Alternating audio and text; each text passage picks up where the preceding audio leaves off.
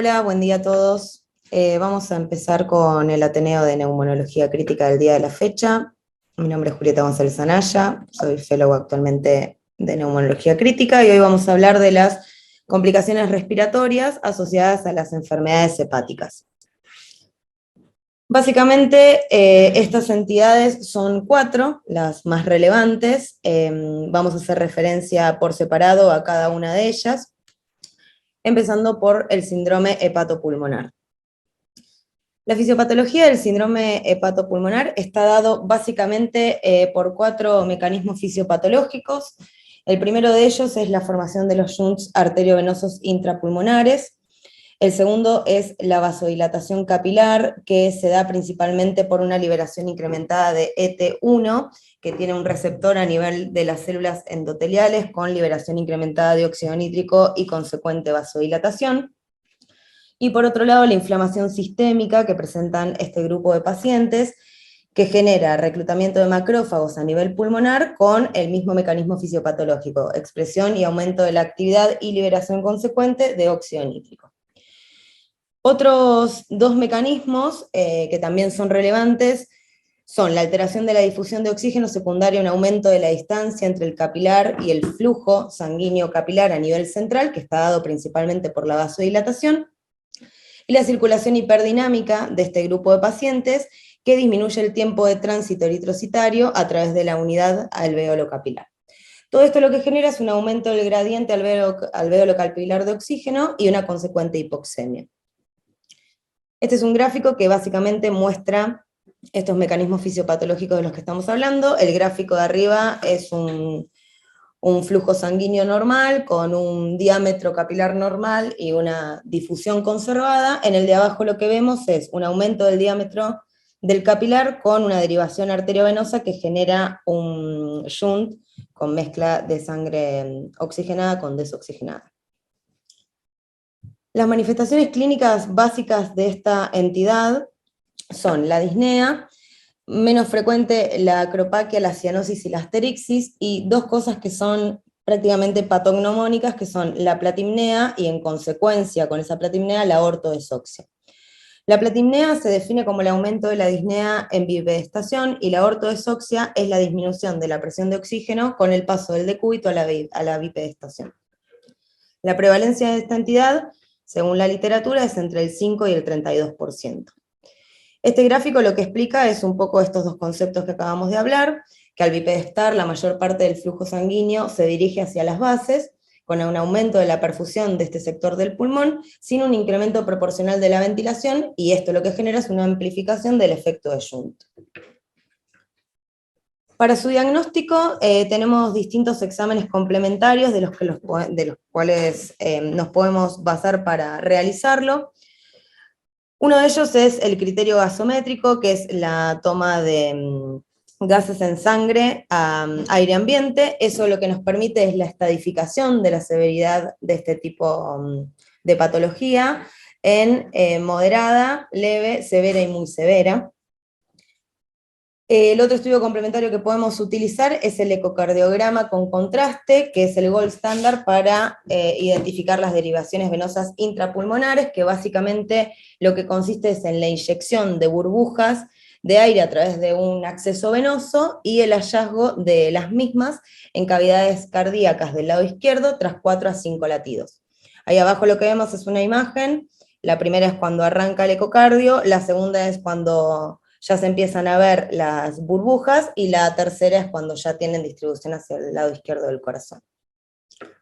Bien, después tenemos la gammagrafía con albúmina marcada con tecnecio, que básicamente lo que trata de mostrar es el atrapamiento de estas macromoléculas a nivel pulmonar en condiciones normales, porque por el diámetro que tienen los vasos capilares en pacientes que no tienen esta patología quedan atrapados en el mismo, y en los pacientes que sí la presentan, esas macroburbujas pueden atravesar la vasculatura a través de estas derivaciones intrapulmonares y verse principalmente atrapadas a nivel cerebral y a nivel renal.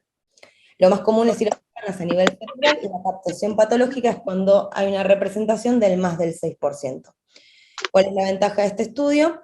Que permite cuantificar las derivaciones intrapulmonares, y la desventaja es que es incapaz de diferenciar entre aquellas derivaciones pulmonares y los shunts que son propiamente a nivel cardíaco.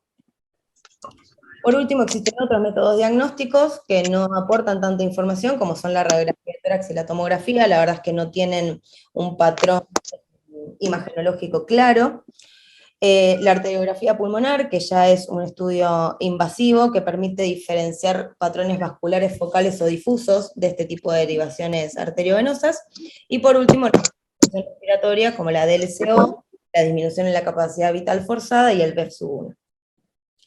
Respecto a su tratamiento, la realidad es que no existe un tratamiento médico efectivo, porque son cambios que se dan a nivel de la estructura del pulmón, secundarios a una enfermedad hepática en general de características crónicas, y el único tratamiento curativo es el trasplante hepático. Bueno, ahora vamos a hablar de otra entidad que es el hidrotórax.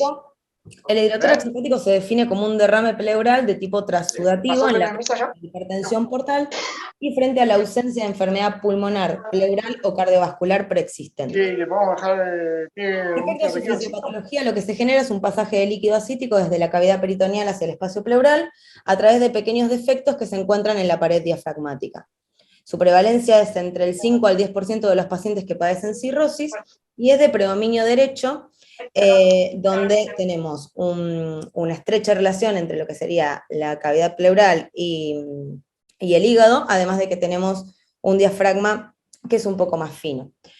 Esta patología se favorece por la malnutrición, que genera disminución del grosor diafragmático, el aumento de la presión intraabdominal secundario a la hipertensión portal que aparece en los pacientes con cirrosis, y la presión intratorácica negativa, que genera un flujo unidireccional de líquido desde la cavidad peritoneal hacia la pleura.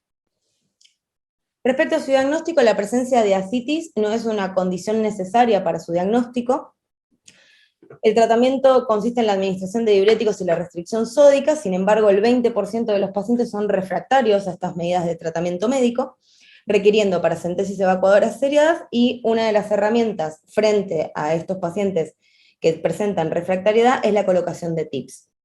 En todos los casos está contraindicada la colocación de todo avenamiento pleural porque existe riesgo no solo de depresión de líquidos, sino de pérdida proteica y por otro lado de infección. En la única condición en la cual sí se coloca tubo de avenamiento pleural es si este derrame termina complicándose y termina siendo un exudado.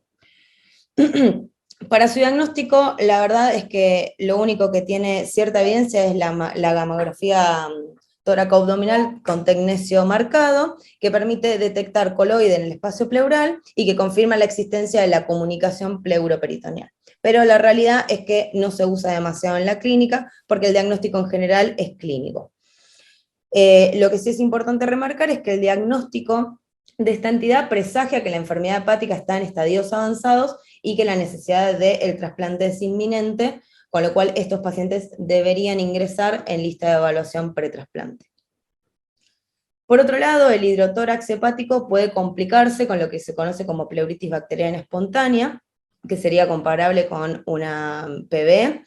Es la infección del hidrotórax hepático en ausencia de imágenes sugestivas de neumonía, lo cual es importante porque habla de que es un proceso propiamente de la pleura y no que es una enfermedad que deviene de una patología infecciosa propia del parénquima pulmonar. Su incidencia es entre el 15 al 20% de los pacientes con cirrosis y solamente el 60% tiene asociación con peritonitis bacteriana espontánea.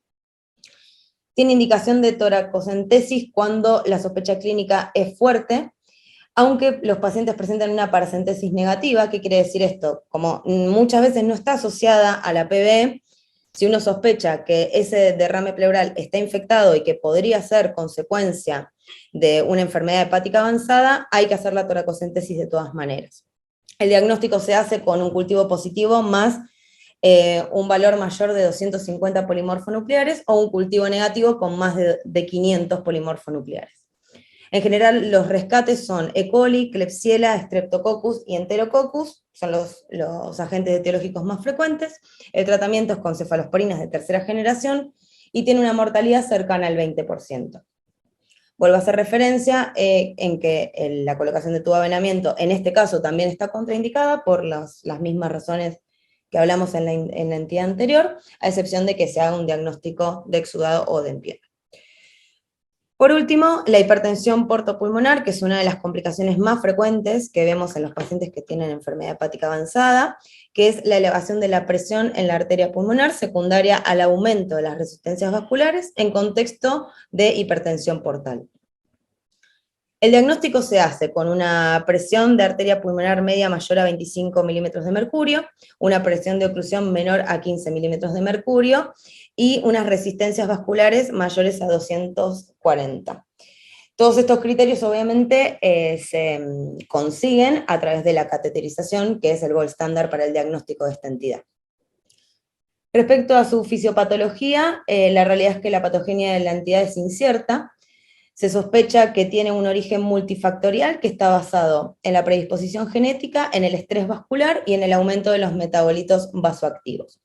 Estos metabolitos vasoactivos alcanzan la circulación pulmonar por un aumento en la circulación esplácnica, con un shunt portosistémico y una hipertensión portal que favorece la exposición pulmonar a potentes vasodilatadores por su falta de paso a través del hígado, como por ejemplo el ET1, que lo mencionábamos anteriormente en la primera patología de la cual hablamos. En este caso también existe un déficit de prostaciclinas a nivel del parénquima pulmonar, que es un potente vasodilatador y que inhibe la agregación plaquetaria y que su déficit favorece la vasoconstricción en este tipo de pacientes. Por otro lado, el aumento de las resistencias vasculares pulmonares se encuentra reducida en los pacientes que presentan enfermedad hepática, lo que genera un estado de hiperdinamia que somete a un estrés vascular a nivel pulmonar y de su vasculatura, que con todo este contexto terminan generando la hipertensión. El diagnóstico, como dijimos, es principalmente por cateterismo, pero por otro lado se pueden hacer estudios no invasivos como el ecocardiograma, que lo que se busca es encontrar una presión sistólica del ventrículo derecho de entre 30 a 50 milímetros de mercurio, y eso es sugestivo de enfermedad, pero no es diagnóstico. El diagnóstico final, como les dije antes, es a través del cateterismo. Más allá de los criterios que hablamos anteriormente, es importante saber que lo que nos va a definir la hipertensión portopulmonar es el estado de aumento de las presiones vasculares con valores mayores a 240, ya que si los valores son menores a 240, estaríamos hablando simplemente de un estado hiperdinámico de un paciente cirrótico. Bien, esta es una tabla que muestra las distintas mediciones que se realizan y cómo se ven cuando hay una circulación hiperdinámica, cuando tenés hipertensión venosa pulmonar y cuando tenés hipertensión portopulmonar. Por último, el tratamiento de esta entidad, lo único que tiene cierta evidencia es el uso de vasodilatadores pulmonares, que se pueden utilizar como un tratamiento definitivo, como un puente hacia el trasplante hepático. Los bloqueantes cálcicos están contraindicados porque generan vasodilatación esplácnica, empeorando todo el cuadro general de estos pacientes. Y por último, los betabloqueantes, que en este grupo de pacientes son utilizados en aquellos pacientes que presentan varices esofágicas, hay que utilizarlos con precaución, ya que tienen un efecto inotrópico y cronotrópico negativo y pueden también perpetuar o incluso empeorar la patología. Un dato que es interesante y que es muy importante es que la hipertensión portopulmonar genera un ingreso de los pacientes en la lista de emergencia de trasplante por vía de excepción. ¿Cuál es la finalidad de esto? Es tratar de darle prioridad a aquellos pacientes que aún presentan un estado hemodinámico aceptable que les permita ser sometidos a una cirugía tan grande como es el trasplante de pulmón.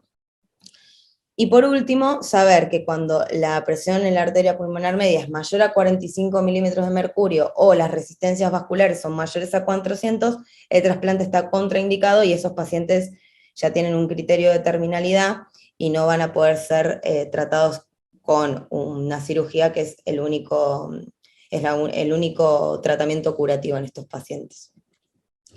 Bueno, muchas gracias. Si alguien tiene alguna pregunta, dejo abierta la discusión.